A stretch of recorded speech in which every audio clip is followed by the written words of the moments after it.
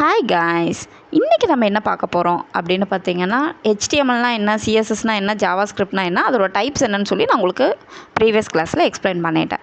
இன்றைக்கி நம்ம என்ன பார்க்க போகிறோம்னா பேசிக் டேக்ஸ். பேசிக் டேக்ஸில் என்னென்ன இருக்குது அப்படிங்கிறத ஒரு இன்ட்ரோ மாதிரி நான் உங்களுக்கு கொடுக்க போகிறேங்க.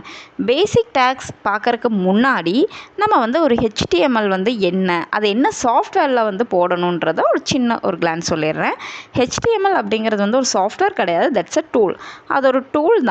நீங்கள் டெக்ஸ்ட் எடிட்டர் எந்த சாஃப்ட்வேரில் வேணாலும் போடலாம். இப்போ டெக்ஸ்ட் எடிட்டர் சாஃப்ட்வேர் எக்ஸாம்பிளுக்கு என்னென்ன இருக்குதுன்னு பார்த்தீங்கன்னா, நோட்பேட் ++, சப்ளைம் எடிட்டர், இந்த மாதிரி நிறையா இருக்குது. இதில் இப்போ அதிகமாக நம்ம யூஸ் பண்ணுறது நோட்பேட் தான்.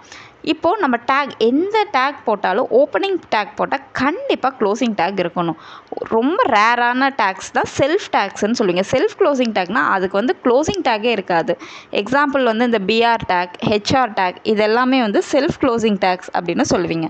இப்போ பேசிக் டேக்ஸில் ஃபர்ஸ்ட் இருக்கிறது தான் ஹெச்டிஎம்எல் டேக்காக இருக்கலாம், டைட்டில் டேக், பாடி டேக், இதெல்லாம் உங்களுக்கு காமனாக வரும்.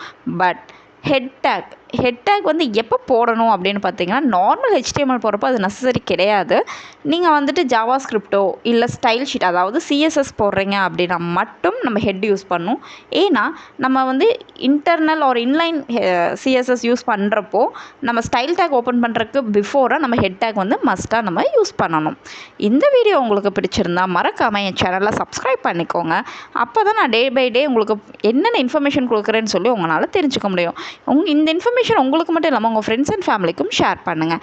நான் நெக்ஸ்ட் கிளாஸில் உங்களுக்கு என்னென்ன பேசிக் டேக்ஸ் இருக்குன்னு ஒரு லிஸ்ட் அவுட், ஒரு கிளாரிஃபிகேஷன் நான் உங்களுக்கு கொடுத்துட்றேன்.